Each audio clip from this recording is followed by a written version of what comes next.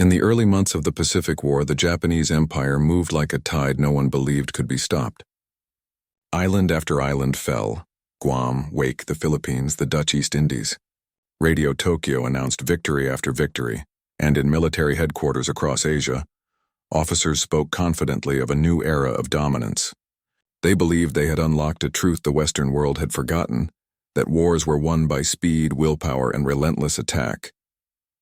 Logistics, they said, belonged to nations too afraid to strike. This doctrine did not emerge by accident. It was the product of an army and navy forged in a culture that praised decisive battle above all else. Influenced by the legacy of the Russo-Japanese War and the rapid strikes in China, Japanese officers were trained to prioritize offensive shock over sustained operations. The concept of yo-yo sakusen, the idea that quick, successive strikes could disorient the enemy, guided operational thinking far more than the slow, methodical idea of maintaining supply lines, where Western militaries spoke of supply depots, engineering battalions, and construction schedules. Japanese field manuals emphasized momentum. Advance and victory will follow became an unofficial creed. Their navy, stretched across a vast ocean, built forward bases only sparingly. Their army carried limited engineering equipment, focusing instead on light infantry with high mobility. Fuel, ammunition, food, and even medical supplies were calculated with optimism rather than redundancy. It was assumed that enemy positions would fall quickly, that captured supplies would sustain the advance, and that engineering work could be done later, when victory was already secured. Early successes seemed to justify this belief. The initial U.S. defenses were thin, scattered, and unprepared for Japan's rapid push. On many islands, resistance collapsed before any prolonged logistical strain even had time to matter. Officers began to believe that infrastructure could be ignored, a luxury for armies without courage. Bushido, the warrior ethos, reinforced the mindset. Hardship was to be endured, not solved through engineering. Starvation and disease were seen as tests of devotion, not threats to operational capability, but beneath the surface, cracks were already forming. The Pacific was vast, far larger than the European fronts where most strategic theories had been developed. Supply ships faced long routes exposed to submarines and aircraft. Many islands lacked freshwater sources, had terrain nearly impossible to work with, and could not support even basic field hospitals without imported materials. Japanese units landed with glory in their eyes, but often with no long-term plan for food beyond what they could carry. Engineers were few, heavy machinery almost non-existent, and construction efforts relied largely on manual labor, often using conscripted local workers or prisoners. Meanwhile, intelligence reports began to note something unsettling. American forces did not attack with the same pattern. They secured beachheads differently. They brought bulldozers ashore alongside infantry. They dragged crates of fuel, prefabricated materials, and entire mobile machine shops off their landing ships. Where Japanese command saw engineering units as rear echelon, the Americans embedded them directly into assault forces. Still, many Japanese officers dismissed these reports. They believed that America, with its larger industrial base, was slow and inefficient. To them, the U.S. reliance on heavy machinery was a weakness, a sign that they could not endure hardship. Supply lines, engineering teams, airfield construction, all were seen as secondary to the purity of the offensive strike. They did not yet understand that the Americans were preparing for a kind of warfare unseen in military history. A war where airfields would be carved out of coral within days, turning every captured island into a forward launch point. A war where construction itself became a weapon. And as the Japanese continued their advance, convinced that spirit alone could sustain an empire, a quiet shift was beginning far across the ocean. Inside the U.S. Navy, where a new type of unit was being formed with a clear objective: land, build, and turn every beach into a base of power, while Japanese commanders placed faith in speed and spirit. Far across the Pacific, a different philosophy was being forged in the shipyards and naval bases of the United States. The American war machine was not built around the idea of a single decisive strike. It was built on endurance, on the belief that a war across oceans would not be won by charge and glory, but by fuel drums, supply convoys, and airstrips appearing almost as soon as boots hit the sand. In early 1942, as Japanese forces seemed unstoppable, the U.S. Navy made a pivotal decision. They needed a specialized force and not traditional combat troops and not civilian contractors, but a hybrid. A unit that could land under fire, fight if necessary, and immediately begin building the infrastructure needed to sustain forward operations. Men who could handle rifles in 1 hour and bulldozers the next. From this need, the Naval Construction Battalions were created, soon to be known across every island in the Pacific by a simpler, more iconic name, the Seabees. Unlike Japanese engineers, who were often support personnel with minimal combat status, the Seabees were trained as both builders and fighters. Their motto captured their dual identity clearly: we build, we fight. They were drawn from civilian trades: welders, machinists, electricians, quarry workers, surveyors.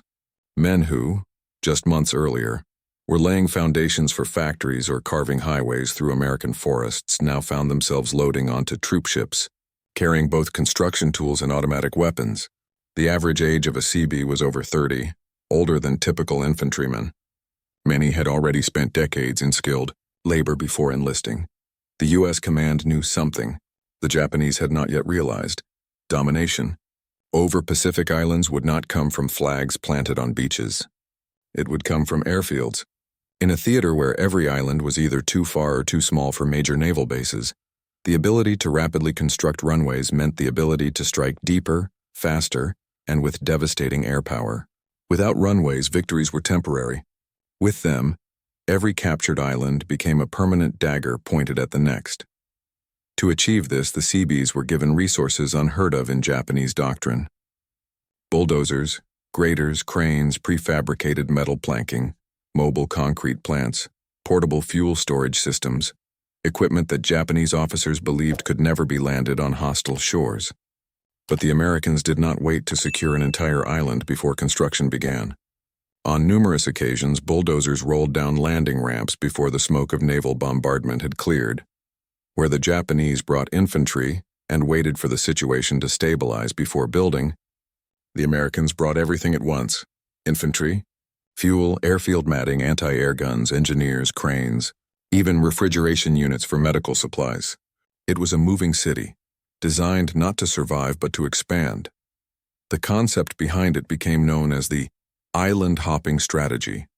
Rather than attempt to reclaim every Japanese-held island, the U.S. High Command aimed to leap across the Pacific, seizing specific strategic locations and transforming them into forward operating bases. For this to work, speed was everything.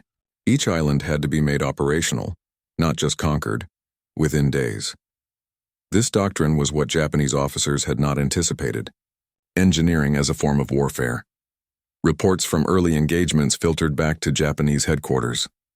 On Guadalcanal, the Americans landed, and within 96 hours, an airstrip began to take shape on ground Japanese soldiers believed unusable. On Tarawa, Seabees built a runway just hours after securing a perimeter, even as sniper fire cracked across the sand. On Saipan, construction teams operated under near-constant artillery harassment, continuing to lay steel matting while shells burst around them. For the Japanese, it was an alien type of war. For the Americans, it was the plan all along.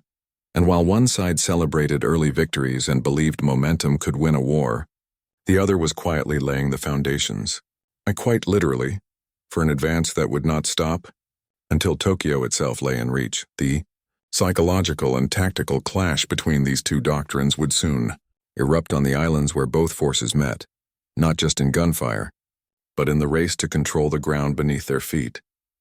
Within the Japanese officer corps, there existed a near-religious belief in the power of momentum. The early war victories had shaped a dangerous certainty that aggression itself was a weapon powerful enough to overcome any material disadvantage.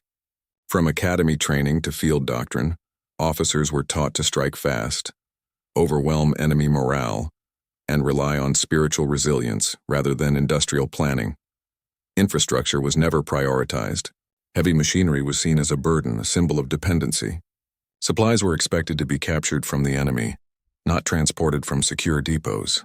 Even on islands with no fresh water and no natural resources, troops were expected to hold positions with minimal engineering support.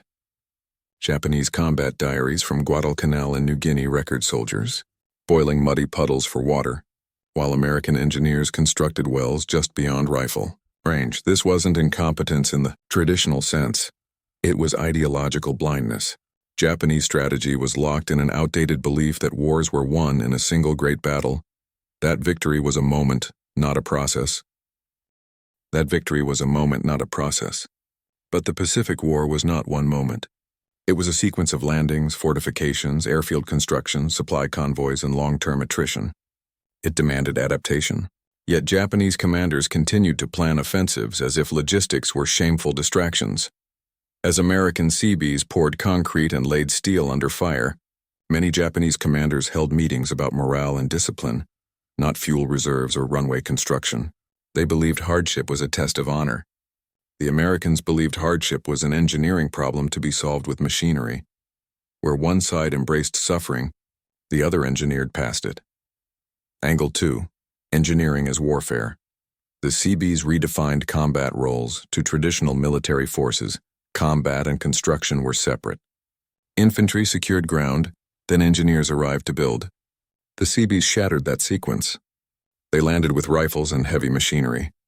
They fought with carbines at dawn and operated bulldozers by noon. Their presence turned every captured strip of beach into a living blueprint.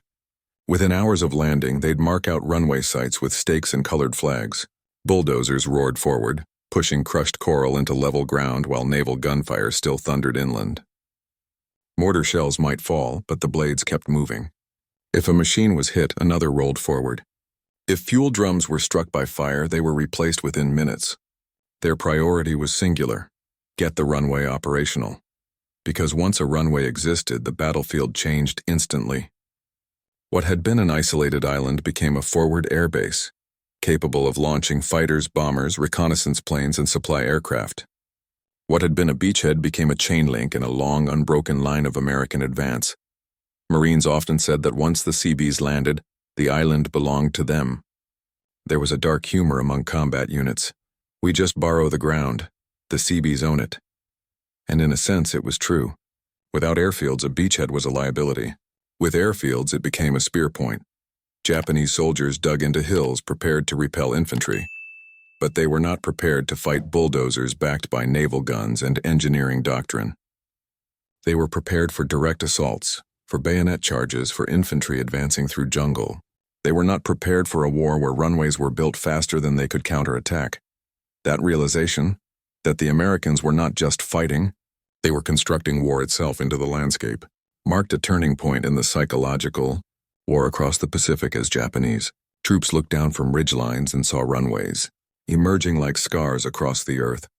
A new fear set in, not of defeat in combat, but of being outbuilt. Every island in the Pacific was a world of extremes. The sun burned relentlessly. Jungle humidity soaked uniforms until they clung like wet sandbags. Malaria, dysentery, and typhus stalked the trenches more consistently than enemy gunfire. Japanese and American troops suffered, but how each army responded to suffering revealed two entirely different philosophies of war. For Japanese soldiers, hardship was expected. Rations ran thin within weeks.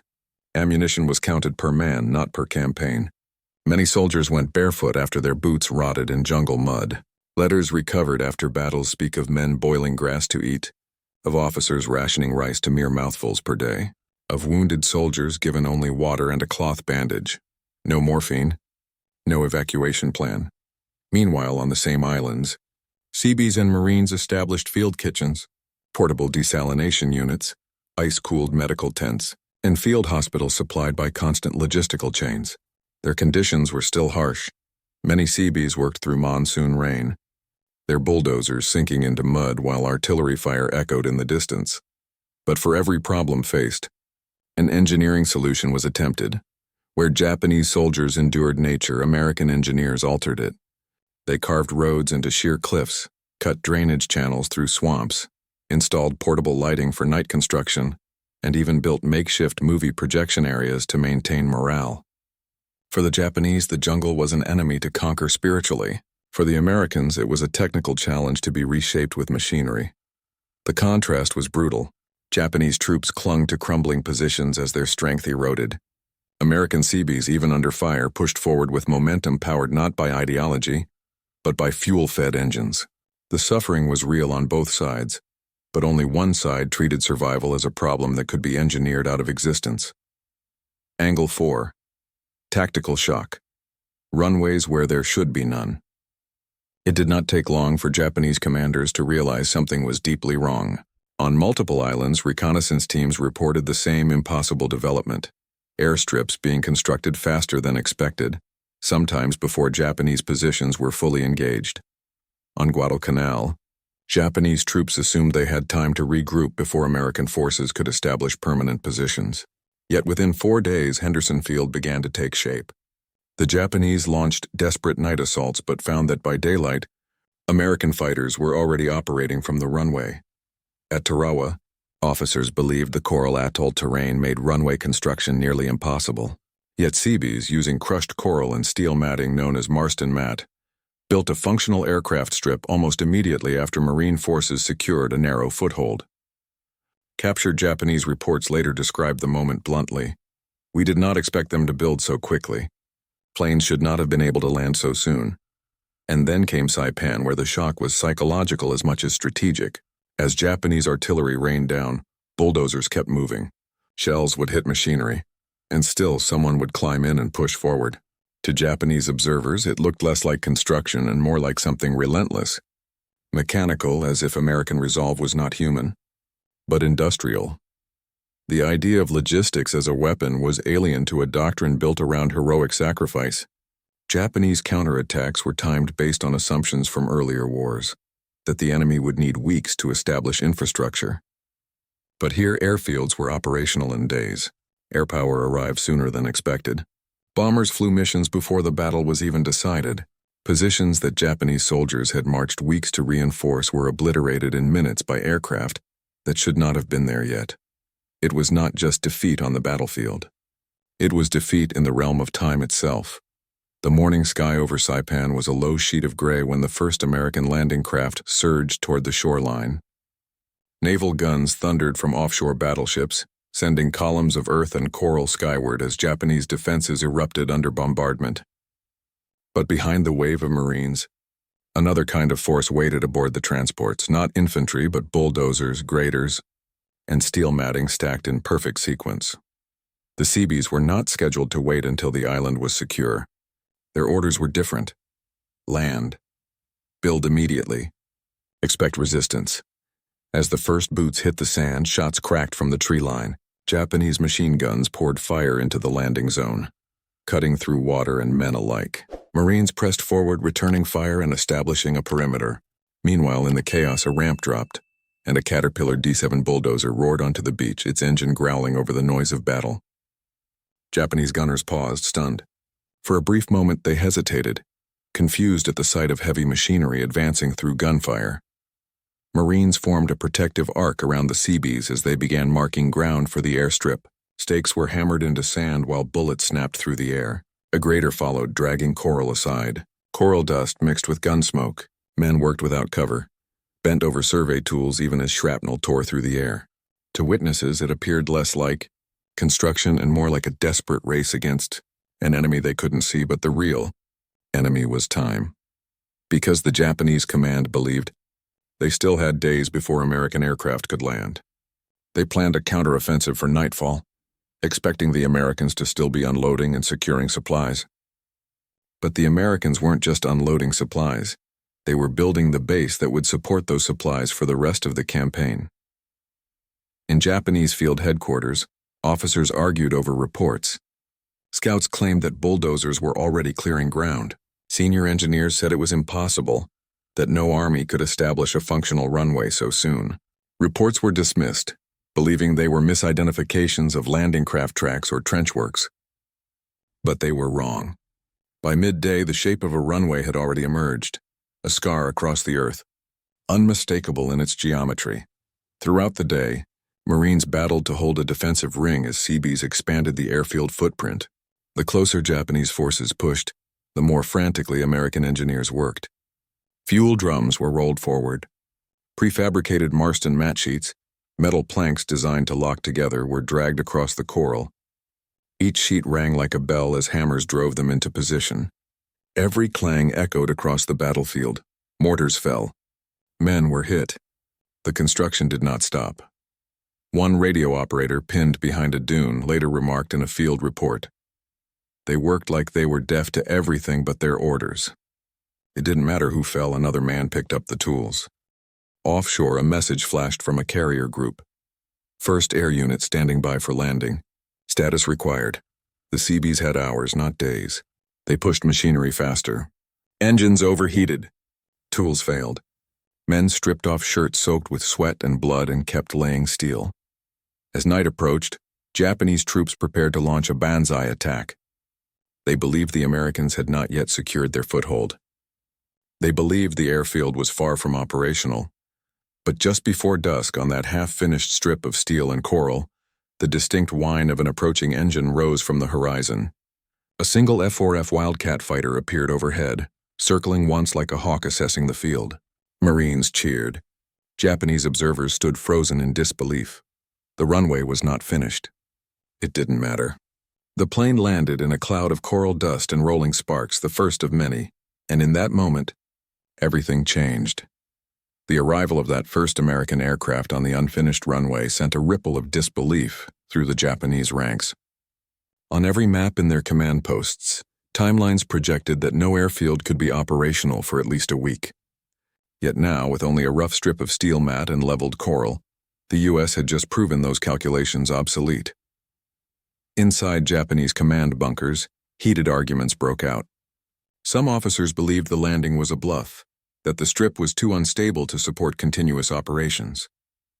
Others, especially frontline observers, insisted this meant the Americans were fighting a different kind of war, one where territory was not just taken, but immediately transformed. Ultimately, it led to a desperate decision. They would counterattack that very night, aiming to crush the airfield before it became a fortress. As darkness fell, the jungle came alive with movement. Hundreds of Japanese soldiers, many low on ammunition and food, prepared for one of the largest banzai charges attempted in the Central Pacific. They moved in silence, bayonets fixed, expecting to find an unprepared engineering camp. But the Seabees were not like traditional rear-line engineers. Machine gun nests had been set around their work zone. Fuel drums were positioned to double as improvised barricades. The unfinished airstrip itself had become a defensive line, a strip of hard, open ground with clear fire lanes on both sides. The battlefield had been reshaped in less than a day, not just for landing aircraft, but to channel attacks into fatal approaches. When the Japanese charged, the night exploded in gunfire, flares arcing into the sky and lighting the ground in harsh, flickering light. Marines and Seabees fought side by side. Many Seabees dropped their tools and picked up rifles without hesitation. Some used their own bulldozers as rolling cover. Turning machinery meant for construction into moving armor. The Japanese expected chaos in but found organization, supply caches, fixed gun positions, and worst of all, air support. As the banzai attack reached its fiercest point, the sky roared again. That same Wildcat that had landed earlier took off under fire, its wheels kicking up sparks across the metal planking. Moments later, it swooped over the Japanese charge, strafing with .50 caliber gunfire. More aircraft began to land in quick succession, some barely able to stop before the end of the strip, others firing as they taxied. For the first time, Japanese ground troops faced air support launched from an island they were still fighting to control. It was a moment of brutal clarity. The battlefield was no longer just a struggle over position, it was a race against infrastructure. Every hour that passed made the American presence more permanent. Runways meant resupply. Resupply meant artillery, tanks, medical units, fresh troops, all delivered faster than Japanese forces could adapt or respond. By dawn, the attack had failed.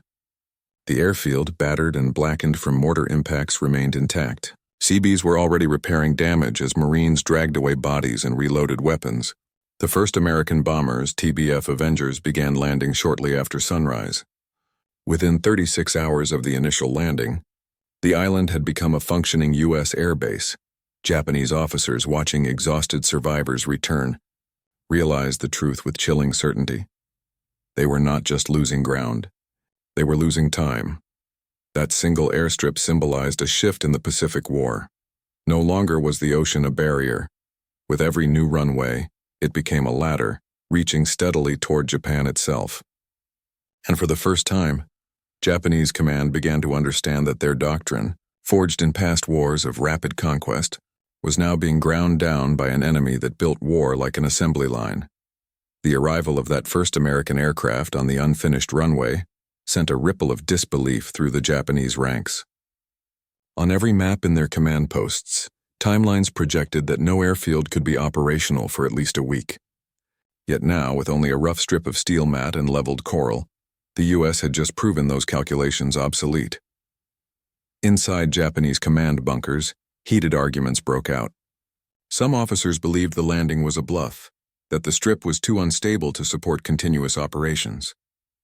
Others, especially frontline observers, insisted this meant the Americans were fighting a different kind of war, one where territory was not just taken, but immediately transformed. Ultimately, it led to a desperate decision. They would counterattack that very night, aiming to crush the airfield before it became a fortress. As darkness fell, the jungle came alive with movement. Hundreds of Japanese soldiers, many low on ammunition and food, prepared for one of the largest banzai charges attempted in the Central Pacific. They moved in silence, bayonets fixed, expecting to find an unprepared engineering camp. But the Seabees were not like traditional rear-line engineers. Machine gun nests had been set around their work zone. Fuel drums were positioned to double as improvised barricades. The unfinished airstrip itself had become a defensive line, a strip of hard, open ground with clear fire lanes on both sides. The battlefield had been reshaped in less than a day, not just for landing aircraft, but to channel attacks into fatal approaches.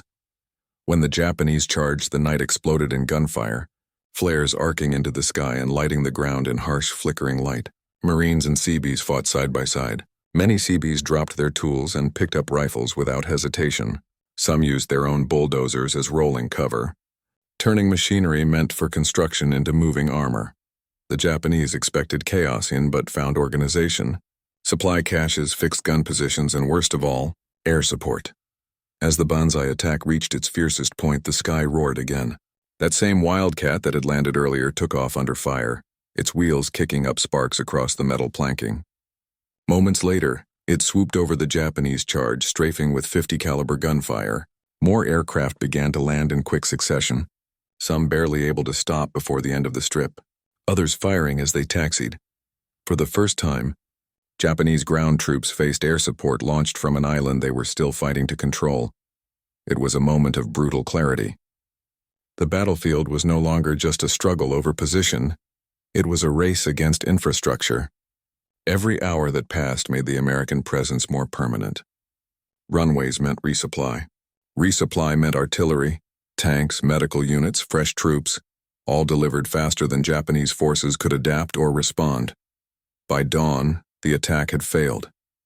The airfield, battered and blackened from mortar impacts, remained intact. Seabees were already repairing damage as Marines dragged away bodies and reloaded weapons. The first American bombers, TBF Avengers, began landing shortly after sunrise. Within 36 hours of the initial landing, the island had become a functioning U.S. air base. Japanese officers, watching exhausted survivors return, realized the truth with chilling certainty. They were not just losing ground. They were losing time. That single airstrip symbolized a shift in the Pacific War. No longer was the ocean a barrier. With every new runway, it became a ladder, reaching steadily toward Japan itself. And for the first time, Japanese command began to understand that their doctrine, forged in past wars of rapid conquest, was now being ground down by an enemy that built war like an assembly line. The island battles that followed would only deepen this divide, and the cost of ignoring logistics would soon become catastrophic. The first reports arriving at Imperial General headquarters in Tokyo were dismissed as exaggerations. Field intelligence claimed that American engineers were turning bare coral into fully operational airstrips within a week. Some reports even mentioned aircraft landing on freshly laid runways, while Japanese observers were still calculating when construction might begin. Such claims contradicted every expectation drilled into Japanese staff planning.